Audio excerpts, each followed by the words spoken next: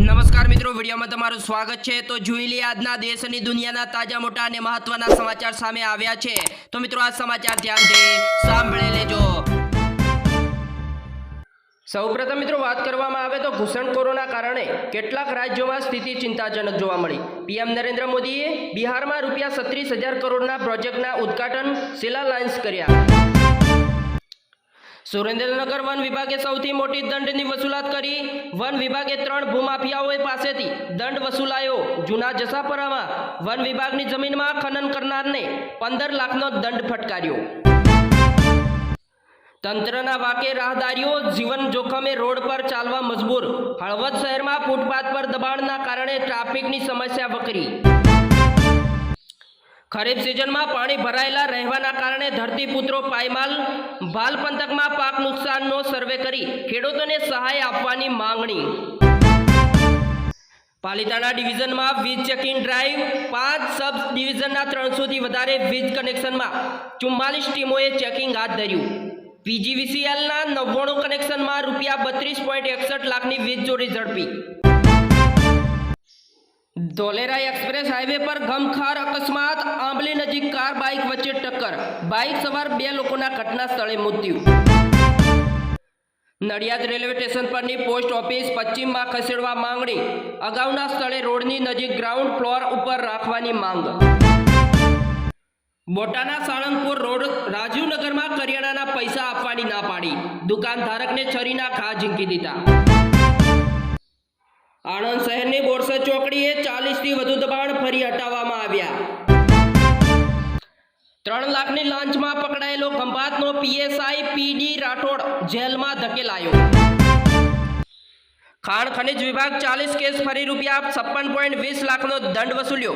ગેરકાયદે ખનિજની હેરાફેરી કરતા તત્વો સામે તંત્રની લાલ આંખ જોવા મળી। નવરાત્રી પર્વ આડે હવે 6 દિવસ બાકી। અમદાવાદમાં માત્ર 9 આયોજકોની ફાયર સેફટી સર્ટિફિકેટ મેળવવા અરજી। આયોજકોએ ગાઈડલાઈનનો અમલ કરશે એ મુજબનું બાહેધરી પત્ર આપવું પડશે। વડોદરામાં રવિવારે લેવાયેલી તલાટીની પરીક્ષામાં મોબાઈલ ફોન લઈને બેઠેલા ઉમેદવારની સામે પોલીસ ગુનો દાખલ કરી કાયદેસરની કાર્યવાહી હાથ ધરવામાં આવી। પ્રધાનમંત્રી આવાસ યોજના હેઠળ બનેલા 553 ખાલી આવાસ મેળવવા 12,000થી વધુ લોકોએ ફોર્મ ભર્યા।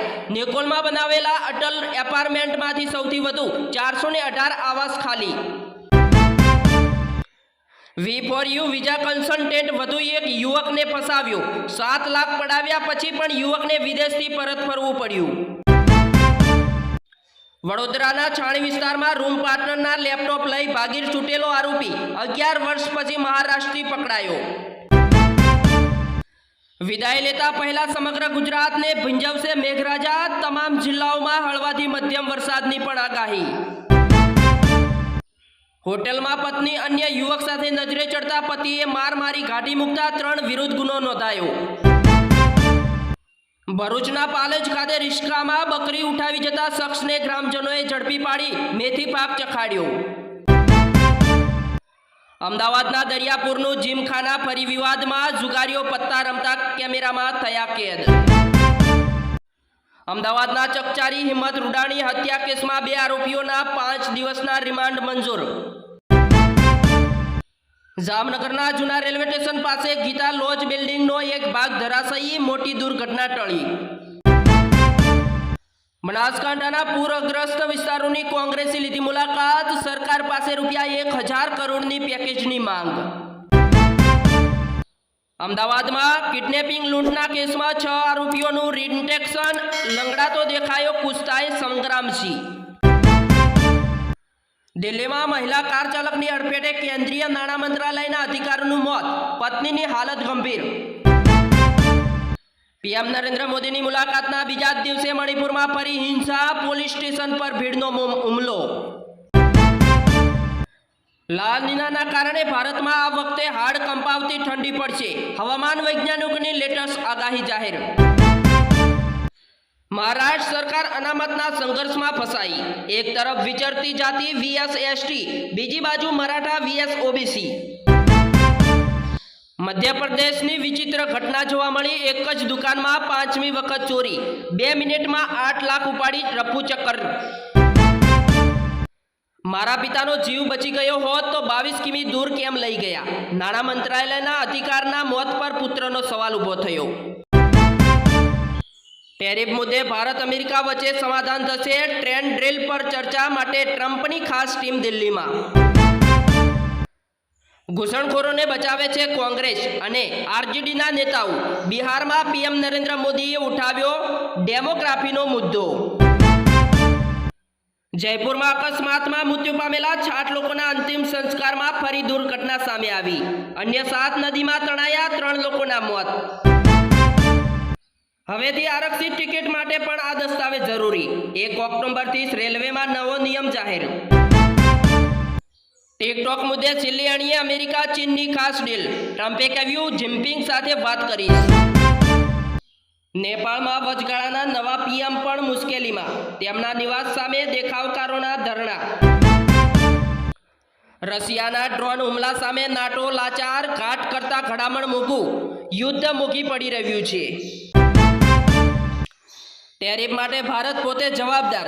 વર્ષો જૂની ભૂલો સુધારો. ટ્રમ્પના મંત્રીની નવી ધમકી જાહેર. અમેરિકાના વિદેશ મંત્રીની મુલાકાત પહેલા ઇઝરાયેલનો ગાઝામાં બોમ્બમારો જોવા મળ્યો. 32 લોકોના મોત. નેપાળમાં બળવા બાદ ભારતનું ટેન્શન વધ્યું. સરહદ પર અત્યાર સુધી 79 કેદીઓની ધરપકડ કરવામાં આવી. ચેકપોઇન્ટ પર હાઈ એલર્ટ જાહેર. ઇઝરાયેલ વિરુદ્ધ દોહામાં એકત્ર થયા 50 મુસ્લિમ દેશોના નેતા. મોટો નિર્ણય લેવાની તૈયારીમાં. તો બીજા એક સૌથી મહત્વના સમાચાર મળી રહ્યા છે. વધુ એક મુસ્લિમ દેશને ઇઝરાયેલના હુમલાનો ડર લાગ્યો. 6 દેશોને હચમચાવી ચૂકી છે યહૂદી સેના. 20,000 લોકોએ રાતોરાત ગાઝા છોડ્યું. ઇઝરાયેલ મોટો હુમલો કરે તેવા ફડફડાટ. અનેક લોકોના મોત પણ જોવા મળ્યા. અમેરિકામાં ભારતીય દાદીની પોલીસે અટકાયત કરતા હોબાળો મચ્યો. ટ્રમ્પની ઇમિગ્રેશન નીતિ સામે લોકોમાં આક્રોશ પણ જોવા મળ્યો. સુપ્રીમ કોર્ટ તંબુમાં કરવી પડી સુનાવણી. જેન ઝેડના આંદોલન બાદ કેવી થઈ ગઈ નેપાળની હાલત? સામે આવી તસવીરો. FBI ચીફનું પદ ગુમાવશે કાશ પટેલ. ચાર્લી કિર્ક કેસમાં વિવાદ બાદ સંસદમાં હાજર થવા હુકુમ. ભારત ટેબલ પર આવી રહ્યું છે ટ્રેડ ડીલ મુદ્દે મંત્રણા. પહેલા નવારોનો નવો દાવો. સ્કૂલમાં ક્લાસરૂમને ડ્રગ્સની ફેક્ટરી બનાવી. હૈદરાબાદમાં 3 ભેજાબાજ પકડાયા. તો મિત્રો, આ સાથે આપણા આ સમાચાર અહીંયા સમાપ્ત થાય છે. મિત્રો, આવા ડેલી 6 વાગે સમાચાર જોવા માટે આપણી યુટ્યુબ ચેનલ પર તમે નવા છો તો ચેનલને જરૂરથી સબસ્ક્રાઇબ કરી લેજો. જય હિન્દ, જય જય ગરવી ગુજરાત, વંદે માતરમ.